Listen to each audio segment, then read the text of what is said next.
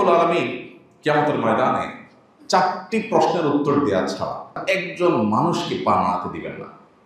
আপনি ইমাম সাহেব হন, খতিব সাহেব হন, আলেম সাহেব হন, যেই হন না কেন, আপনাকে প্রশ্নগুলোর উত্তর দিতে হবে। এই প্রশ্নগুলোর মধ্যে থেকে একটা হলো, সম্পদ উপার্জনের ক্ষেত্রে আমরা সবাই জানি উপার্জনের প্রক্রিয়া হালাল হতে হয়। ঘুষের কারবার করে, সুদের কারবার করে, সুদি লোন নিয়ে, চুরি করে, ডাকাতি করে, ছিনতাই করে আরেকজনের হক মেরে টাকা কামাই করা যায় না, এটা আমরা সবাই জানি। কিন্তু যেটা জানি না সেটা হলো, আল্লাহ তাআলা শুধু এটা নিয়ে জিজ্ঞাসা করবেন না যে তুমি কিভাবে কামাই করেছো, কিভাবে কামাই করেছো, শুধু এই প্রশ্নই হবে না। এই প্রশ্নের পাশাপাশি আরেকটি প্রশ্ন করা হবে, কিভাবে ব্যয় করেছো। কামাই কিভাবে করেছো, ব্যয়ের প্রক্রিয়া কি ছিল, তুমি ব্যয় করতে গিয়ে সীমা ছাড়িয়ে চলে গেছো কিনা। ব্যয়ের ক্ষেত্রে একজন মুসলমান সবসময় মধ্যম পন্থা অবলম্বন করতে হবে। মিতব্যয়িতা, মধ্যম পন্থা ব্যয়ের ক্ষেত্রে, এটা আল্লাহ রাব্বুল আলামিনের প্রিয় বান্দা হতে গেলে খুবই গুরুত্বপূর্ণ একটি বিষয়। আল্লাহ সুবহানাহু ওয়া তাআলা কোরআন কারীমে সূরা ফুরকানের মধ্যে ইবাদুর রহমান বা আল্লাহর বান্দাগণ, আল্লাহর প্রিয় বান্দাগণদের তালিকা, যাদেরকে আল্লাহ নিজে বান্দা হিসেবে পরিচয় দিয়েছেন, যাদেরকে আল্লাহ তাআলা বান্দা হিসেবে স্বীকৃতি দিয়েছেন, সে আল্লাহ কর্তৃক স্বীকৃত বান্দা হতে হলে, আমরা তো সবাই নিজেকে আল্লাহর বান্দা বলি, কিন্তু স্বয়ং আল্লাহ আমাদেরকে বান্দা হিসাবে স্বীকৃতি দিচ্ছেন, অ্যাকসেপ্ট করছেন বিশেষ কিছু বৈশিষ্ট্যের বিনিময়ে। সে বৈশিষ্ট্যগুলো কি? সে বৈশিষ্ট্যগুলোর মধ্য থেকে একটা হলো, আল্লাহ বলেছেন ওয়াল্লাযীনা ইযা আনফাকু লাম ইউসরিফু ওয়া লাম ইয়াকতুরু ওয়া কানা বাইনা যালিকা কাওয়ামা। রহমানের বান্দাদের একটা বৈশিষ্ট্য হলো, তারা যখন ব্যয় করে তখন ব্যয় করতে গিয়ে তারা ইসরাফ করে না, তাকদীরও করে না, তারা অপচয় করে না, অপব্যয়ও করে না। অজাগায় যেখানে খরচ করার দরকার নেই, অহেতুক সেখানে খরচ করা, এই কাজটাও তারা করে না। আর যেখানে খরচ করা দরকার কিন্তু সেখানে যতটুকু দরকার ততটুকু করে, এর চেয়ে বেশি করে না, অপচয় করে না। এটা গুরুত্বপূর্ণ একটা বিষয়। আজকের বাস্তবতায় আমরা যারা নিজেদেরকে মুসলমান দাবি করছি, এমনকি যারা মাশাআল্লাহ অন্যান্য ক্ষেত্রে প্র্যাকটিসিং মুসলিমের পরিচয় ধারণ করছেন, সমাজের কাছে স্বীকৃত প্র্যাকটিসিং মুসলিম হিসাবে, সেই ভাইদের মধ্যে, সে বোনদের মধ্যেও এই রোগটা এখন প্রকট আকার ধারণ করেছে। আমরা ব্যয়ের ক্ষেত্রে প্রচুর অপচয় করি, অপব্যয় করি, এবং এটার জন্য যে আল্লাহর কাছে জবাবদিহিতা আছে, এখানেও যে হালাল হারামের ব্যাপার আছে আমরা অনেকে জানি না। আপনার উপার্জনটা হালাল, হালাল উপার্জনের টাকা দিয়ে আপনি যদি অপচয় করেন, সেটা কি হালাল হবে না হারাম হবে? আপনার উপার্জনটা হালাল, টাকা কামাই করছেন হালাল উপায়ে মাশাআল্লাহ, এখন খরচ করতে গিয়ে যেখানে আসলে 10 টাকা খরচ করলে হয়, ওখানে অহেতুক 20 টাকা 30 টাকা খরচ করছেন একটু ভাবসাব জাহির করার জন্য। এই যে অপচয় করলেন, এটা কি হালাল হবে না হারাম হবে? হারাম হবে। কারণ আল্লাহ রাব্বুল আলামিন কোরআনে কারীমে বলেছেন, কুলু ওয়াশরাবু ওয়ালা তুসরিফু, তোমরা খাও, পান করো, পানাহার করো, আল্লাহর দেয়া উপার্জিত রিজিক থেকে তুমি পানাহার করতে পারো, সেটা হালাল, কিন্তু অপচয় করতে পারবে না। পানাহার করতে গিয়ে অপচয় করা যাবে না। আল্লাহ রাব্বুল আলামিন কোরআনে কারীমে আরো বলেছেন, ওয়ালা তাজআল ইয়াদাকা মাগলুলা ইলা উনুকিক ওয়ালা তাবসুতহা কুল্লাল বাসাত, তোমার হাত একেবারে তোমার কাঁধে এনে ওটাকে বেঁধে ফেলো না, অর্থাৎ বহিল হয়ে যায় না। হাত একেবারে বেঁধে রেখে দিও না, যে খরচই করবা না, কৃপণ হয়েও না। ওয়ালা তাবসুতহা কুল্লাল বাসাত, আর খরচ করতে গিয়ে আবার একেবারে সব ছেড়ে ছেড়ে দিলা, কোনো বাইন্ডিংস নাই, তোমার বিবেকে কোনো বাঁধ নাই যে কোথায় আমি খরচ করব, কতটুকু করব, কোথায় গিয়ে আমি থামবো খরচ করতে গিয়ে, এই হিসেব নিকাশ তোমার নাই, এরকমও যেন হইল না। সূরা ফুরকানের আয়াতে আল্লাহ সুবহানাহু ওয়া তাআলা বলেছেন শেষে, ওয়া কানা বাইনা যালিকা কাওয়ামা, অপচয় অপব্যয় এই দুইটার মধ্যবর্তী, দুইটাকেই পরিহার করে যতটুকু দরকার হয় ততটুকু খরচ করে রহমানের বান্দারা। আমাদের জীবনে আমরা যদি তাকাই, তো আমরা দেখব যে আমরা দৈনন্দিন জীবনে বিভিন্ন সময় অপচয় অপব্যয় করি। বিশেষ করে আধুনিক পৃথিবীতে লাইফস্টাইলটা এমন করা হয়েছে যে মানুষ অনেক ক্ষেত্রে অপচয় করাটাকে মনে করা হয় মানুষের বদান্যতা, বড় মনের পরিচয়। অপচয় যে করে না তাকে সমাজের মানুষ এমনকি পরিবারের সদস্যরা পর্যন্ত কৃপণ মনে করে। কারণ আপনার মেহমানদারিতে 2 পদ 4 পদ হয়, আপনি 16 পদ 17 পদ করলেন। মেহমানদারিতে কিছুটা তাকাল্লুফ, কিছুটা কৃত্রিমতা, কিছুটা আপনার মেহমানের খাতিরে একটু বেশি করা, এটা অনুমোদিত, কিন্তু তার একটা সীমা আছে। আপনি বাসায় 2 তরকারি দিয়ে খান, মেহমান এসেছে 4 তরকারি করেছেন, 5টা তরকারি করেছেন, 1-2টা ভর্তা করেছেন, এতটুকু পর্যন্ত মেহমান নিতে পারবে, মেহমানের এটা লোড করার ক্ষমতা আছে। কিন্তু আপনার আইটেম যদি হয় 19-20টা, কি বলেন, মেহমান খেতে পারবে? এটা কি যৌক্তিক?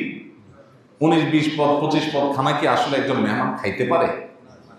খাইতে পারে। কিন্তু আপনি করেন, আমরা করি। ওই লোকও করে যেই লোক অভিযোগ করে যে ব্যবসার অবস্থা ভালো না, চাকরি নাই, হাতের অবস্থা ভালো না, টাকা পয়সা নাই। ওই নাইটা অবশ্য করে হলো যখন ভাই বোনকে দেওয়ার ব্যাপার আছে, যখন দান করার ব্যাপার আসে, যখন কেউ লোন চায়, তখন নাই করে। আবার যখন মেহমান আসে, মেহমানের সামনে নিজের অবস্থান প্রকাশ করার একটা ব্যাপার স্যাপার আসে, তখন কিন্তু আরে নাই, তখন হলো খাই। তখন হলো কি? খাই। ভাইরা আমার, সাহাবায়ে কেরামের একটা বৈশিষ্ট্য ছিল, কানু আকাল্লুহুম তাকাল্লুফান, তাদের মধ্যে কৃত্রিমতা সবচেয়ে কম ছিল, সরলতা ছিল, 2 নম্বরই ছিল। আর আমাদের মধ্যে 2 নম্বরই। কিভাবে 2 নম্বরই? আপনি 18-19 পদ 20 পদ করলেন, এই যে 20 পদ করলেন, আপনি নিজেও জানেন একজন মানুষ 20 আইটেম দিয়ে আসলে খেতে পারবে না, পেটের সাইজ এত বড় না। তাহলে কেন করছেন? এটা একটা ভাবসাবের ব্যাপার যে আপনার বাসায় 20 পদের আইটেম করছে, 20 পদের খাবার জোগাড় করেছেন, মানে আপনি অনেক মেহমান নওয়াজ মানুষ, আপনার বিশাল কলিজা, এটা আপনি প্রমাণ করছেন। এই 20 আইটেম করার পর আমাদের দেশে দেখা যায় মেহমানকে শোনায় যে আসলে আজকে একটু বাজারে যেতে চাইছিলাম, ঝামেলায় পড়ে গেছি, যেতে পারি নাই, হাঁসটা বাকি ছিল, একটু আনবো, আনা হয় নাই, আপনি কিছু মনে করেন না। মানে 20 পদ করছি, এটা আপনি কি মনে করছেন? এটা তো আমার জন্য কোনো ইস্যুই না। আরে আমি আরো 2-4 পদ যোগ করতে চাইছি, মাইন্ড ইট। আমি মানুষটা কত বড় কলিজার বোঝার চেষ্টা করে, এটা হলো ওইটার তর্জমা। কথা বুঝে আসছে? শুটকি ভর্তাটা আপনার ভাবি করতে চাইছিল, ভুলে গেছে, বেচারি করতে পারে নাই। আরেকটা ভর্তা বাদ গেছে বুয়ার কারণে, বুয়া বলছিল খেয়াল করে নেই। মানে আপনি যে 20 পদ দেখছেন, এটা তো কোনো ইস্যুই না। আপনি কি মনে করেন আমাকে? আমার ওয়াইফ আরো 5 পদ করতো, যা সুযোগের অভাবে করতে পারে নাই। মানে আপনি বোঝার চেষ্টা করেন যে আমরা কত বড় কলিজার মানুষ। এটা হলো মেহমানের সামনের অ্যাপ্রোচ। মেহমান চলে যাওয়ার পরে এবার জানাবো দুইজনই, 2 দিন পর পরে মেহমান, আর পারা যায় না, কত পারা যায়, নিঃশ্বাস ফেলতে পারি না। এটা হলো মেহমান পুরো চলে যাওয়ার পরের অ্যাপ্রোচ নিজেদের মধ্যে। এটা কি সরলতা নাকি মুনাফিকি? মুনাফিকি। এই মুনাফিকিটাকে আমাদের সমাজে আছে না নাই? আছে, ব্যাপকভাবে আছে। মেহমানের সামনে ভাই কিছুই তো করতে পারলাম না, সরি। মেহমানদারিতে কিছুটা কৃত্রিমতা চলে। ইব্রাহিম আলাইহিস সালামের মেহমানদারির আলোচনা আল্লাহ তাআলা কোরআনে উল্লেখ করেছেন যে ফাজাআ বিআজলিন হানিস, ফেরেশতারা যখন আসছেন, ফেরেশতারা যে খান না সেটা উনি জানেন, কিন্তু এরা মানুষের রূপ ধারণ করে আসছে, ফেরেশতা যে জানতেন না, এজন্য গোটা বকরি একেবারে ডাইরেক্ট ফ্রাই করা গোটা বকরি দিয়ে দিয়েছেন। তো মেহমানদারিতে একটু আপনি বাড়াই করলেন। অবশ্য গোটা বকরি দেওয়াটা কয়েকজন মানুষ, তো অ্যারাবিয়ানরা যা খায় একটা খায়, আপনি আবার ওটা বলেন না যে এটা তো অপচয় হলো। তাদের সিস্টেম হলো বকরি মেহমানের সামনে দিবে, মেহমান 8 জন 10 জন 20 জন যা আছে তারা খাবে, তারা খেয়ে চলে গেলে ওখানে এবার মহিলারা খাবে, পরিবারের লোকেরা খাবে, এরপরে বাচ্চারা খাবে, দফায় দফায় ওখানে খাবে। এটা হলো তাদের ট্র্যাডিশন। এখনকার আরবিয়ানরা অবশ্য অপচয়ের ক্ষেত্রে গোটা পৃথিবীতে তারা চ্যাম্পিয়ন হবে। যেই পরিমাণ খানা তারা অপচয় করে, এটা পৃথিবীতে তারা ছাড়া এত অপচয় পৃথিবীতে কোনো জাতি করে না। দুর্ভাগ্য আমাদের জন্য ভাইরা। তো আমি যেটা বলছিলাম, এই যে অপচয়, আমি একটা উদাহরণ দিলাম মেহমানদারির ক্ষেত্রে। আননেসেসারি, অপ্রয়োজনীয় হিউজ করলেন। বিয়ে শাদীতে যেটা হয় সেটা তো বলার অপেক্ষা রাখে না। কদিন আগে আমার পরিচিত এক ভদ্রলোক তার খুব কাছের একজনের বিয়ের গল্প দিলেন যে কয় হাজার যেন মেহমান, আমন্ত্রিত মেহমান, 1000 বা 2000 বা আরো বেশি হবে সম্ভবত, আমি ফিগারটা মনে নেই। এই মেহমানদের সবাইকে বিয়েতে আসার জন্য সবার জন্য ড্রেস প্রোভাইড করা হয়েছে। মাথা থেকে পা পর্যন্ত কি পড়বে টোটাল সেট, এক একটা সেটের দাম 20 থেকে 30,000 টাকা এক একজনকে, খাবার দাবার পরে, মানে এগুলো করে বিয়েতে আসবেন। এটা এখন নাকি শুরু হয়েছে। আমার এখন এটা দেখার দুর্ভাগ্য হয়নি। বরযাত্রী অর্থাৎ বরযাত্রী ছেলে পক্ষ, তাদের জন্য এক রকমের ড্রেস, আর মেয়ের পক্ষের যারা তার জন্য আরেক রকমের ড্রেস। ড্রেস দেখে বোঝা যাবে কে কোন যাত্রী, কে কোন পক্ষের। তো এই ড্রেস আনার জন্য এক একজনের জন্য এইভাবে খরচ করেছে। কত কোটি টাকা যেন খরচ করেছে, সেটা বিশাল বড় কোনো ফিগার। এটা হলো বিয়ে। ইন্টারেস্টিং বিষয় হলো, ওই বিয়ে সম্পর্কে কিছুদিনের মধ্যেই আমরা শুনতে পেলাম ওই বিয়েটা সামান্য কয়েকদিন টিকেছে, কয়েকদিন মধ্যেই বিয়েটা ভেঙে গেছে। তো আমাদের সমাজে এরকম অপচয় হয়, ঘরে ঘরে জায়গায় জায়গায় হয়। আমরা অনেকে হয়তো সুযোগের অভাবে সৎ, সুযোগের অভাবে সৎ, এত টাকা নাই যে অপচয় করব। আমি আমার যোগ্যতা অনুযায়ী অপচয় করি, যতটুকু আছে এর মধ্যে অপচয় করি। ভাইরা আমার, আল্লাহ রাব্বুল আলামিন কিয়ামতের ময়দানে 4টি প্রশ্নের উত্তর দেওয়া ছাড়া, কোনো কোনো বর্ণনায় 5টি প্রশ্নের কথা বলা হয়েছে, এগুলোর উত্তর দেওয়া ছাড়া একজন মানুষকে পা নাড়াতে দিবেন না। আপনি ইমাম সাহেব হন, খতিব সাহেব হন, আলেম সাহেব হন, যেই হন না কেন, আপনাকে প্রশ্নগুলোর উত্তর দিতে হবে। এই প্রশ্নগুলোর মধ্যে থেকে একটা হলো ওয়ান মালিহি মিন আইনা ইকতাসাবাহু ওয়া ফিমা আনফাক। সম্পদ উপার্জনের ক্ষেত্রে আমরা সবাই জানি উপার্জনের প্রক্রিয়া হালাল হতে হয়। ঘুষের কারবার করে, সুদের কারবার করে, সুদি লোন নিয়ে, চুরি করে, ডাকাতি করে, ছিনতাই করে আরেকজনের হক মেরে টাকা কামাই করা যায় না, এটা আমরা সবাই জানি। কিন্তু যেটা জানি না সেটা হলো আল্লাহ তাআলা শুধু এটা নিয়ে জিজ্ঞাসা করবেন না যে তুমি কিভাবে কামাই করেছো, কিভাবে কামাই করেছো, শুধু এই প্রশ্নই হবে না। এই প্রশ্নের পাশাপাশি আরেকটি প্রশ্ন করা হবে, কিভাবে ব্যয় করেছো। কামাই কিভাবে করেছো, ব্যয়ের প্রক্রিয়া কি ছিল, তুমি ব্যয় করতে গিয়ে সীমা ছাড়িয়ে চলে গেছো কিনা। আমার একটা ছেলে, আমার ছেলে বলছে, ছেলে চাইছে কোনো দিকে, বাস আর কোনো কথা নেই, টাকা কত ডাজ নট ম্যাটার, বাসায় আরো 5টা আছে সেটা কোনো ব্যাপার না, ছেলে চাইছে, আমার একটা ছেলে। ভাইরা আমার, এগুলো অপচয়। আমি একটা কথা প্রায় বলার চেষ্টা করি, নিজের পরিবারের সদস্যদেরকে, ছেলে মেয়েদেরকে ভোগী বানাবেন না, ত্যাগী বানাবেন। ভোগ করার জন্য কোনো যোগ্যতার দরকার হয় না। গরিবের ছেলে, গ্রামের ছেলে, একেবারে অশিক্ষিত মানুষ ভোগ করতে দিলে দেখবেন সেও পারে। ভোগ করার জন্য কোনো যোগ্যতার দরকার হয় না।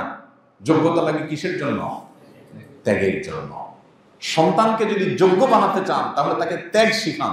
তোমার একটা জিনিস মন চাইছে, বাবা আমার পকেটে টাকাও আছে, অভাব নাই আল্লাহর রহমতে, কিন্তু এটা যেহেতু তোমার খুব বেশি দরকার নাই, অতএব এটা আমরা নেব না। এই স্যাক্রিফাইস তোমাকে শিখতে হবে। এখন এই স্যাক্রিফাইস বাবা মারা শেখান না। বাবা মাদের এখন হাহুদাস হলো, আমার ছেলেটার চাহিদা পূরণ করতে পারি নাই, সবার ছেলের হাতে 1 হাত লম্বা মোবাইল, আমার ছেলেকে একটা মোবাইল কিনে দিতে পারলাম না। এই আফসোস বাবা মার মধ্যে। বাবা মার মধ্যে এই চেতনা নেই যে আমার সন্তানকে নিয়ে বসে চিন্তা করব, আলাপ করব, বাবা এই মোবাইলটা কি খুব বেশি ইম্পর্টেন্ট, এই মোবাইল ছাড়া কি চলা যায় না, এই মোবাইল ছাড়া কি তুমি তোমার জায়গায় পৌঁছতে পারবা না। তুমি যেই টাকাটা তোমার কোনো একটা ডিমান্ড পূরণ করতে গিয়ে খরচ করবা, এই টাকাটা খরচটা কমায়া তুমি একটা গরিবকে দান করতে পারো। তাকে অপশন আমরা দেই না, আমরা চিন্তা করি আমার ছেলে চাইছে, একটা ছেলে একটা মেয়ে, কারণ একটা বেশিতে এখন আর নাই, বেশিরভাগই একটার মধ্যে সীমাবদ্ধ, কারণ আমরা অনেক স্মার্ট। তো ছেলে মেয়েদের চাহিদা পূরণ করতে গিয়ে, পরিবারের সদস্যদের চাহিদা পূরণ করতে গিয়ে, নিজেদের যে দুনিয়াবি ডিমান্ড আছে এটাকে পূরণ করতে গিয়ে আমরা পাগল করা হয়ে যাই। আমাদের কোনো হুঁশ থাকে না, কত খরচ করছে, কত ব্যয় হচ্ছে, আমাদের কাছে কোনো গুরুত্বপূর্ণ বিষয় হয় না। আল্লাহ তাআলা আমাদেরকে হেদায়েত দান করুন। গোটা পৃথিবীতে যদি আপনি তাকান, দেখতে পাবেন গোটা দুনিয়া এখন ভোগবাদের জয় জয়কার চলছে। চতুর্দিকে শুধু ভোগ আর ভোগ ছাড়া কিচ্ছু দেখবেন না। ইসলাম মানুষকে কন্ট্রোল করতে বলে, কন্ট্রোলিং শেখাইতে আসছে ইসলাম, যে আপনি জায়গায় জায়গায় কন্ট্রোল করবেন, কন্ট্রোল করা শিখাবেন পরিবারের সদস্যদেরকে, নিয়ন্ত্রণ শিখাবেন। আমি যেখানে সেখানে পা দেব না, যেখানে সেখানে হাত দেব না, যেটা সেটা কিনবো না, যেটা সেটা করব না, ভাবসাব জাহির করার জন্য, সমাজে মানুষের কাছ থেকে ওয়াও শোনার জন্য আমি যদি কোনো কিছু করি, তাহলে এটা আমার নিচু চিন্তার প্রমাণ বহন করে, এটা উঁচু চিন্তার প্রমাণ বহন করে। সম্পদ হলেই ভোগ করতে হবে, ভোগবাদী হইতে হবে, অপচয়কারী হইতে হবে, টাকা পয়সা উড়াইতে হবে, এটা ছোট লোকের চিন্তা, এটা কখনো বড় লোকের চিন্তা না। তাহলে বড় লোকের চিন্তা কি? বড় লোকের চিন্তা হলো আল্লাহ আমাকে অর্ডার দিয়েছে, তারপর আমি সাদা মাথা চললাম, আমার অর্ডার দিয়ে মানুষের উপকার করলাম, মানুষের সেবা করলাম। অনেকে আছেন সামান্য একটু শখ পূরণ করতে গিয়ে লাখ টাকা উড়িয়ে দিচ্ছেন, সামান্য শখ, যে শখটা আসলে খুব বেশি গুরুত্বপূর্ণ কিছু না, সেটার জন্য তিনি লাখ টাকা উড়িয়ে দিচ্ছেন। অথচ এই লক্ষ টাকা অনেক অসহায় পরিবার যারা বৃষ্টিতে তাদের ঘরে, কুলের ঘরে পানি পড়ে জবজব করে, শীত নিবারণ করতে পারে না, 1 লক্ষ টাকা দিলে তারা মাথা গোজাবার জন্য একটা ছোট টিনের ঘর করতে পারে। একটা পরিবার একটা স্থায়ী সমাধান হতে পারে, বছরকে বছর সেখানে বসবাস করতে পারে পরিবার নিয়ে, বাচ্চাদেরকে নিয়ে। আমি সেটা মাত্র আমার সামান্য একটু শখ পূরণ করার জন্য খরচ করছি। 1 বিন্দু পরিমাণ বুকের মধ্যে আমার অপরাধ বোধ আমার মধ্যে জাগ্রত হচ্ছে না, আমার মধ্যে একটু বাধা আসছে না, একটু আমার সেন্স কাজ করছে না। এটা ইন্ডিকেটর। কিসের ইন্ডিকেটর? যে আমি আসলে ফাসিক আছি, আমি আখিরাতমুখী না, আমি আল্লাহমুখী না। গোটা পৃথিবীতে ভোগবাদের জয় জয়কার। ভোগবাদকে এমন ভাবে প্রতিষ্ঠা করা হয়েছে যে লাইফ যত এক্সপেন্সিভ হবে তত উন্নত দেশ।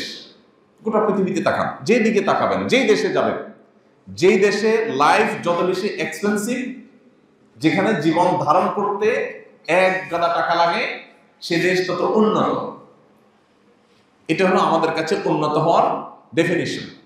স্বামীর একার উপার্জনে চলতে পারে না, স্ত্রীকেও কামাই করতে হয়, সেটা উন্নত। এই যে উন্নতির যে ডেফিনেশনটা আমাদের ব্রেইনে সেটেল হয়ে আছে, এস্টাবলিশড হয়ে আছে, আমাদের সমাজে প্রতিষ্ঠিত হয়ে আছে, এই জায়গাটাকে আমাদের একটু ভাবতে হবে, আসলে কি এটা উন্নতি? স্বামী স্ত্রী দুজন মিলে পাবে যাচ্ছেন, দিনভর ছুটাছুটি করছেন, দুজনেই 8 ঘন্টা 8 ঘন্টা ডিউটি করে আসছেন, করে 1 গাদা টাকা কামাই করছেন। আর স্বামী বাহিরে উপার্জন করেছেন, স্ত্রী বেস্তরের সাইডটা খুব ভালো করে দেখভাল করেছেন, স্বামীর জন্য যে প্রস্তুত থেকেছেন, বাসাকে প্রস্তুত করে রেখেছেন, ইন্টারনাল ইস্যুগুলো ডিল করেছেন, ছেলে মেয়েদের বিষয়গুলো খুব ভালো করে দেখাশোনা করেছেন। কিন্তু উপার্জন খুব বেশি করতে পারেন নাই, যেহেতু দুজন উপার্জন করছেন না। সুখ কি প্রথম অপশনে বেশি হবে না দ্বিতীয় অপশনে বেশি হবে? কোনো সন্দেহ আছে? ভাইরা আমার, গোটা দুনিয়ার দিকে তাকান, দেখবেন যে উন্নত বিশ্বে যারা গরিব, তারা গরিব কেন? বাসায় ওয়াশিং মেশিন নেই। অবশ্য বাসায় ওয়াশিং মেশিন তাদের সবার বাসায় আছে। তাহলে গরিব কেন? গরিব এই জন্য যে তাদের যে টাকা আছে এই টাকা দিয়ে মাঝে মধ্যে ট্যুরে যাবে, এটা যেতে পারছে না, ওয়াইন কেনার টাকা নেই, এই জন্য গরিব। আর আমাদের দেশে এখন গরিবের সংখ্যা চেঞ্জ হয়ে গেছে। একজন গরিব কেন? কারণ তার একটা পছন্দের বাইক আছে, মাত্র 3-4 লাখ টাকা দাম, সেটা কিনতে পারছে না, এই জন্য সে গরিব। আরেকজনের বাসায় ওয়াশিং মেশিন নাই, সেই জন্য সে গরিব। আরেকজনের বাসায় এই ফ্যানের গরমে, এই গরমে ফ্যান চালায় থাকতে হয়, এসি নেই, সেই জন্য তিনি গরিব। অবশ্য গরিব এই সমাজের সব লোক, আমরা সবাই কি গরিব। নবী করিম সাল্লাল্লাহু আলাইহি ওয়াসাল্লাম চমৎকার বলেছেন, স্বর্ণের অক্ষরে লিখবার মতো একটা হাদিস। আমি বারবার এই হাদিস আপনাদের হয়তো শুনিয়েছি। তিনি বলেছেন, লাইসাল গিনা বিকাসরাতিল আরদ, অনেক উপায় উপকরণ, অনেক জিনিসপত্র, অনেক সহায় সম্পদ থাকলে এটাকে ধনী হওয়া বলে না, এটাকে সচ্ছলতা বলে না। তাহলে সচ্ছলতা কি? নবীজি বলেছেন, ওয়ালাকিন্নাল গিনা গিনান নাফস, সচ্ছলতা হলো যদি কেউ মনের দিক থেকে সচ্ছল হয়। মনের দিক থেকে সচ্ছল হওয়ার উপায় কি? উপায় হলো আমি যেই অবস্থায় আছি এই অবস্থায় তৃপ্তির ঢেকুর তুলে বলবো আলহামদুলিল্লাহ, আমি অনেক সুখী আছি, আমার দরকার নেই। একজন ঢাকায় ভাড়ায় থাকেন, সামান্য বেতন পান, ফ্ল্যাট কেনার কথা চিন্তা করতে পারেন না। আল্লাহর বান্দা এই অবস্থাকে যদি অ্যাপ্রিসিয়েট করেন, এই অবস্থাকে তিনি যদি স্বাগতম জানাতে পারেন, তিনি যদি এনজয় করতে পারেন যে ফ্ল্যাটের মালিক আর আমার মধ্যে পার্থক্য কি, সেও ফ্ল্যাটে থাকে আমিও ফ্ল্যাটে থাকি, সে নিজেরটা থাকে আমি ভাড়াটা থাকি, বেশ কম কি, বরং তার চাইতে আমি আরো ভালো, সে নিজেরটা বন্দি থাকে, আমি আজকে একটা থাকি কালকে একটা থাকি। আমার যখন ঢাকায় নিজের থাকার জায়গা ছিল না, তখন আমার মিসেস এই ভূমিপল্লীতে বহুদিন আমরা ছিলাম। তো ভূমিপল্লীতে আমার মনে আছে এখানে যে কয়টা বাড়িতে ভাড়া ছিলাম আমরা কোনো ইউজড ফ্ল্যাটে উঠি নাই কখন। আমার ওয়াইফের একটা দৃষ্টিভঙ্গি হলো, সে বলে যে নতুন নতুন বাসায় উঠবো, কেউ ইউজ করে নাই, আমরা যে ওটা উদ্বোধন করবো, বরকত দিয়ে আসবো, বিল্ডিং করবে বাড়িওয়ালা, কোটি কোটি টাকা খরচ হবে, তা আমি মাত্র 15,000-20,000 টাকা দিয়ে থাকবো। 2 বছর 3 বছর থাকলাম, আবার মনে চাইছে আরেক জায়গায় যাবো, চেঞ্জ করে চলে যাবো। তাহলে যার ফ্ল্যাট নাই সে নিজেকে প্রবোধ দেওয়ার, সান্ত্বনা দেওয়ার, বরং খুশি হওয়ার, মনের ভেতর থেকে সত্যিকার অর্থে শুকরিয়া জানাবার বহু অপশন তার হাতে আছে। কিন্তু সে কি করে? শয়তান তারা কি করে? ভয় দেখায়, শয়তান তাকে নিরাশ করে। সে বলে স্যাড, ব্যাড, আমার একটা ফ্ল্যাট নেই, অমুকের আছে, তমুকের আছে, আমার নাই। জামাই বউ দুজন মিলে গালে হাত দিয়ে বসে আছে, মন খারাপ। কেন? কি সমস্যা? ভাতও আছে, তরকারিও আছে, চালও আছে, ফ্রিজে খাবারও আছে, পকেটে টাকাও আছে, ফ্ল্যাট নেই। এই জন্য তিনি অভাব বোধ করছেন। নবীজি সাল্লাল্লাহু আলাইহি ওয়াসাল্লাম বলেছেন, ওয়ালাকিন্নাল গিনা গিনান নাফস, মনের সচ্ছলতা হলো আসল সচ্ছলতা। যে ব্যক্তি মনে করে আমার ফ্ল্যাট নাই, কোনো ব্যাপার না, দরকার নেই আমার ফ্ল্যাটের, যেটা আছে আলহামদুলিল্লাহ, এলো ধনী, এলো ধনী। আর ফকির দেখবেন আসলে এবার সম্পদ থেকেও গরিব, এটা দেখাই। আমি এর আগেও আপনাদের বলেছি এক্সাম্পল, 6 তলার পারমিশন পাইছে, 6 তলাই করছে, এরপরে রড বাইর করে থুয়ে দিচ্ছে। ছাদে উঠলে দেখবেন রড বাইর করা। কেন রে ভাই? 6 তলার পারমিশন পাইছে, 6 তলা হয়ে গেছে, রডগুলো কেটে সুন্দর করে ছাদটাকে সাজান না, রড বাইর করে দিচ্ছে। ছাদে গিয়ে তারা যদি জিজ্ঞেস করেন, ব্যয় সাহেব বা ভাই সাহেব রড বাইর করছেন কেন, কি বলবে?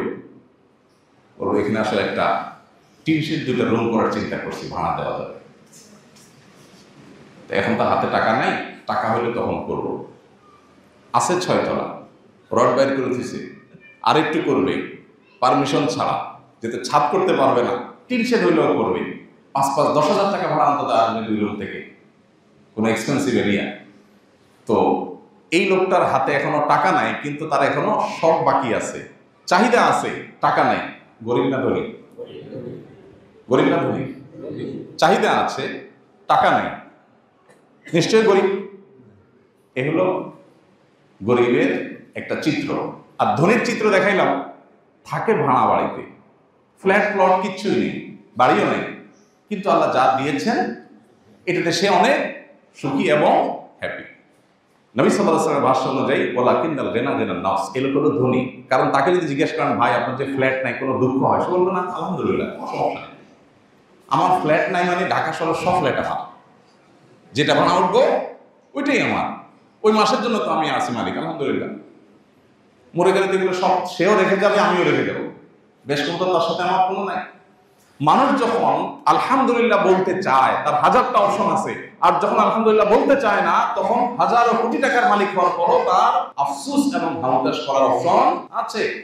নবী করিম সাল্লাল্লাহু আলাইহি ওয়াসাল্লাম মানুষকে এই জীবন দর্শনটা দিতে চেয়েছেন। আর ভোগবাদী পৃথিবী আপনাকে সারা জীবন অভাবী করে রাখবে, মরণ পর্যন্ত আপনার অভাব থাকবে। অপচয়, অপব্যয় এবং যে কোনো অর্থ করি ব্যয়ের ক্ষেত্রে যদি আমরা নবী সাল্লাল্লাহু আলাইহি সাল্লামের বাতানো পন্থাকে অবলম্বন করি, তাহলে আমরা মানসিক এবং প্রকৃত অর্থে সুখী হতে পারবো, প্রকৃত অর্থে সচ্ছল হতে পারবো।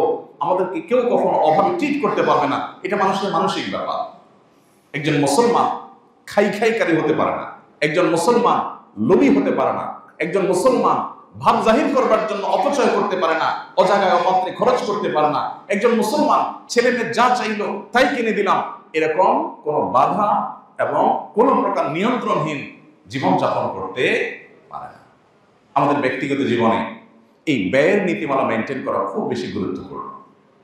আমি এর আগে আমার নিজের বিষয় বিভিন্ন সময় সাথে শেয়ার করেছি। যখন খুব অল্প উপার্জন ছিল, তখন ওই অল্প উপার্জনে আলহামদুলিল্লাহ চলেছে। আমার মনে হয় না আমার পরিবারের সদস্যরা, আমরা মাঝে মধ্যে এখনো আলোচনা করি যে এমন সময় ছিল যখন একটা ডিম আমরা 4 টুকরা করে খেতে হয়েছে, 2 বাচ্চা 2 টুকরা, আমরা স্বামী স্ত্রী 2 টুকরা। আলহামদুলিল্লাহ আজকে টাকা নাই, একটা ডিম কিনেছি। ধার দেনা করে আমার 4টা ডিম খেতে হবে, এই টেন্ডেন্সি কখনো আলহামদুলিল্লাহ ছিল না এবং কখনো করিও নেই। আমি মনে করে সেই সময়ের কথা আমি মনে করে কয়েক বছর কাটিয়েছি। কোনো দোকানদার বলতে পারবে না যে একটু ভোগের জন্য কোনোদিন দোকান থেকে কখনো 10 টাকা বাকি দিয়েছে, নাই, ক্ষমা, আলহামদুলিল্লাহ। এবং এটার জন্য কোনো দুঃখও নেই, না যে এটার জন্য কোনো দুঃখও নেই, বরং ওই যে 6 তলার পর রড বের করে রেখেছে, এদের দেখে আমার মায়া হয়, করুণা হয়, আহারে বেচারা অভাব, আল্লাহ আমার মধ্যে অভাব রাখেননি। আল্লাহ এই জন্য ভাই, অপচয় অপব্যয় বন্ধ করবো তো আমরা ইনশাআল্লাহ। বিবাহ কেন্দ্রিক অপচয়, এটা তো ঘরে ঘরে জনে জনে, এটা না করলে তো কোনো ভাবসাবই থাকে না, এলাকার মান সম্মানই থাকে না। বেশাব মানুষ খাওয়াইতে হবে 200-300, বিশাল ডাকডোল পিটাইতে হবে। চিটাঙের দিকে বিয়ে উপলক্ষে রিক্সা চালক বেচারা গরিব মানুষ, দিনমজুর, তারপরও তার আধা কিলোমিটার রাস্তায় লাইট লাগাইতে হবে। তার নিজের বাড়িতে বিদ্যুৎ আছে কিনা সন্দেহ, কিন্তু বিয়ে উপলক্ষে ওই আধা কিলোমিটার ভাড়ায় লাইট লাগাইতে হবে। এগুলোর বিরুদ্ধে আমাদের একটা সামাজিক সচেতনতা এবং সামাজিক সংগ্রাম আমাদের মধ্যে গড়ে তুলতে হবে, তা না হলে আমরা কখনো প্রকৃত সুখের দিকে যেতে পারবো না। আমাদের ব্যক্তিগত জীবন থেকে নিয়ে রাষ্ট্রীয় জীবন পর্যন্ত অপচয় যদি আমরা বন্ধ না করি, তাহলে আমাদের অভাব কখনোই বন্ধ হবে না। আর একজন মুসলমান হিসাবে আমার অভাব থাকুক আর না থাকুক, অভাব থাকুক বা না থাকুক, আমি লৌকিকতা করতে গিয়ে, প্রদর্শন করতে গিয়ে, মানুষকে দেখাতে গিয়ে, ভাবসাব জাহির করতে গিয়ে, মনের তথাকথিত স্বাদ আহ্লাদ এগুলো পূরণ করতে গিয়ে আমি যদি প্রয়োজনের চাইতে একটু বেশি খরচ করি, আল্লাহর কাছে জবাবদিহি করে দেব। আমরা অনেকে স্মার্টফোন কেনার ক্ষেত্রে দেখা যায় যে আমার যে ফোনটা আছে এটা চলে, কিন্তু লেটেস্ট একটা চলে আসছে, এখন এইটা না কিনলে আর ইজ্জত থাকে না, কারণ সবার হাতে ওইটা আছে। এর ওটা আছে না নেই বলে আছে। অনেকে আছেন একদম সবচেয়ে লেটেস্ট মডেলের একটা সেট কিনে ওই বন্ধুদের কাছে যাচ্ছেন। আমাদের প্রবাসী অনেক ভাই আছেন, দেশে আসার সময় সবচেয়ে দামিটা কিনে আনছেন। কেন? কারণ বাজারে যাওয়ার পরে মানুষ দেখে বলবে, ভাই এটা কি সেট দেখিনি তো আগে, ওইটা নতুন বাইক হয়েছে আর কি, এখনো দেশে আসেনি। মানে বোঝার চেষ্টা করো আমি মানুষটা কে, তোমরা যেটা চোখে দেখো না মিয়া, ওইটা আমি নিয়ে আসছি, বুঝো? এই হলো তর্জমা, এটা হলো মোড়ের তর্জমা। এই ধরনের মূর্খতা এখন জনে জনে ঘরে ঘরে। আল্লাহ তাআলা কোরআনে কারিমে এই বিষয়ে আমাদেরকে বারবার করে সাবধান করেছে, ওয়ালা তুসরিফু ইন্নাহু লা ইউহিব্বুল মুসরিফিন, তোমরা অপচয় করো না, আল্লাহ তাআলা অপচয়কারীদেরকে পছন্দ করেন না। অতএব নেককার হতে হলে, দিনদার হতে হলে, জান্নাতি মানুষ হতে হলে, ইবাদুর রহমানের কাতারে শামিল হতে হবে হলে আমাদের ব্যক্তিগত জীবনে, পারিবারিক জীবনে, রাষ্ট্রীয় জীবনে সব ক্ষেত্রে অর্থের অপচয় বন্ধ করতে হবে, খাবার দাবার অপচয় বন্ধ করতে হবে, সব ক্ষেত্রে অপচয় অপব্যয় এটা বন্ধ করতে হবে, মিতব্যয়ী হতে হবে, মধ্যমপন্থী হতে হবে। আল্লাহ সব ক্ষেত্রে মধ্যম পন্থা পছন্দ করেন। আপনি কথা বলবেন সীমাতিরিক্ত লাউডলিও হবে না, আবার খুব আস্তে আস্তে বলবেন যেটা বিরক্তিকর সেটাও হবে না। আপনি হাঁটবেন একবারে খুব আস্তে আস্তে হেঁটে মানুষের বিরক্তির কারণ হবেন সেটাও হবে না, অতি দ্রুত হাঁটবেন সেটাও হবে না। আল্লাহ তাআলা কোনো ক্ষেত্রেই মানুষের সীমা লঙ্ঘনকে পছন্দ করেন। আল্লাহ চান সব ক্ষেত্রে আমরা মধ্যম পন্থা অবলম্বন করব। আমার অ্যাপ্রোচের মধ্যে ঢিলামিও থাকবে না, অতিরিক্ত টাইটও থাকবে না, মধ্যম পন্থা থাকবে। সব ক্ষেত্রে আল্লাহ তাআলা মধ্যম পন্থাকে পছন্দ করেন। আমাদের দিনটাই হলো মধ্যমপন্থী দিন, আমরা উম্মতই হলাম ওয়াকাযালিকা জাআলনাকুম উম্মাতান ওয়াসাতা, মধ্যমপন্থী উম্মত। অতএব এটার জন্য পারিবারিক ডিসিশন খুব গুরুত্বপূর্ণ ব্যাপার।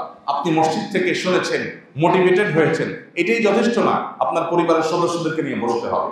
অপব্যয় কেন করব না, কেন মিতব্যয়ী হব আমরা, সে বিষয়ে তাদেরকে আলাপ শোনাতে হবে, তাদের সাথে আলোচনা করতে হবে, তাদেরকে কনভিন্স করতে হবে। পুরো পরিবার যখন সম্মত হবে, তারা যখন সবাই মোটিভেটেড হবেন, কনভিন্সড হবেন, তখন ইনশাআল্লাহ আপনার সামনের যাত্রাটা সুন্দর হবে। আর না হলে আপনি বলবেন মেতেবেই হই, আপনার ওয়াইফ বলবে তুমি আসলে কৃপণ মানুষ, এখন ওয়াজ শুনাইতে আসছো।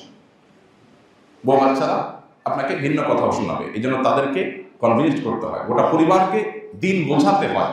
ইসলামের জীবন দর্শনটা হলো আমরা খাই বাঁচার জন্য। মুসলমানরা খাই কিসের জন্য? বাঁচার জন্য। আর অমুসলমান বাঁচে খাওয়ার জন্য। যাদের ঈমান নাই আখিরাতের প্রতি, তারা বাঁচে কিসের জন্য? খাওয়ার জন্য। পার্থক্য বুঝতে পারছেন? নবী সাল্লাল্লাহু আলাইহি ওয়াসাল্লাম একাধিক হাদিসে তিনি এই কথা বলেছেন, কোমর যেন সোজা হয় সে পরিমাণ খাও, যে কোমর সোজা রেখে আল্লাহর ইবাদত করতে পারো। জীবন বাঁচাবার প্রয়োজনে খাবার খাও। তাহলে খাবার একটা হইলেই হইল। আর যে বাঁচে খাবারের জন্য, খাওয়ার জন্যই তার বেঁচে থাকা, তার তো বিভিন্ন রকমের খানা না হলে চলবে না। ইমানদারের যেহেতু জান্নাত আছে, আসল ভোগের জায়গা আছে, এটা তার কাছে কোনো গুরুত্বপূর্ণ ইস্যু না যেখানে আমাকে অনেক কিছু খাইতে হবে। আমি একবার এয়ারপোর্টের দিকে যেতে যে হোটেলটা হয়, কি নাম জানো, একটা লা মেরিডিয়ান, ওই হোটেলে একটা বিয়ে পড়াইতে গেছিলাম। তো বিয়ে পড়ায় বের হয়ে আসছি, দেখি যে একটা মদের বার, ওইটার সামনে একটা বিজ্ঞাপন বড় করে একটা ফেস্টনের মতো, ওইটাতে লেখা আছে ট্রাই বিফোর ডাই। একটা মদের বোতলের ছবি দিয়ে লেখা আছে ট্রাই বিফোর ডাই। তো আমি ওখানে থেমে গেলাম। আমার সাথে যে কজন ছিল বললাম ভাই একটু থামেন, একটু কাজ আছে। কি কাজ? ওরা একটু আশ্চর্য হয়ে গেল, মদের দোকানে আবার কি কাজ হুজুর? একজন আমার বললো ভাই এখানে বেশি সময় ভাবে দাঁড়ায় থাকেন না, কে কোত্থেকে ছবি তুলে বলবে হুজুর মদের দোকানে সিরিয়াল ধরছে, আরেক মুসিবত হবে। তাই আমি বললাম যে ছবি তুলো, ইন্টারেস্টিং একটা লেখা পাইছি ট্রাই বিফোর ডাই। মানে হলো পরিষ্কার না, মানে তারা বলতে চাচ্ছে যে তাদের এই যে মদের ব্র্যান্ডটা, আপনি যদি মরে যান দুঃখ থেকে যাবে, এটা একটু চাইতে দেখলেন না কেমন? এটা খাওয়ার পরে আপনার মাতলামি, পাগলামি, ছাগলামি কোন লেভেলে পৌঁছে, এটা আপনি দেখার আগে দুনিয়া থেকে চলে গেলে দুঃখের ব্যাপার হবে। এই জন্য মরার আগে একটু চেক করেন, দুঃখ নিয়ে মরেন না। আর ইমানদারের দৃষ্টিভঙ্গি হলো যে আমি যদি কোনো শখ থাকে আর পূরণ করতে না পারি, হালাল শখ যদি থাকে আর পূরণ করতে না পারি, আল্লাহ রাব্বুল আলামিন বিশেষ করে আল্লাহর জন্য যদি স্যাক্রিফাইস করি, আল্লাহ আমাকে সেটা জান্নাতে দান করবে। তাহলে ইমানদারের কি ট্রাই বিফোর ডাইয়ের কোনো থিঙ্কিং আছে, দরকার আছে? নাই। কত যে সমৃদ্ধ আল্লাহ আমাদেরকে করেছেন, কত যে ধনী আমরা, কত যে সচ্ছল আমরা, আমাদের চিন্তার জায়গাটা যে কত স্ট্রং, কত মজবুত, কত সুদৃঢ়, আর ওরা যে কত মিসকিন, কত অসহায়, কত অভাবী, এই পার্থক্যটা আমরা অনেক মুসলমান করতে পারিনি। আল্লাহ তাআলা আমাদেরকে ইসলামের নিয়ামতের জন্য শুকরিয়া আদায় করার তৌফিক দান করুন। ইসলাম শুধুমাত্র নামাজে রোজাতে নয়, আমাদের আয় ব্যয়, জীবন ধারণে সব ক্ষেত্রে ইসলামকে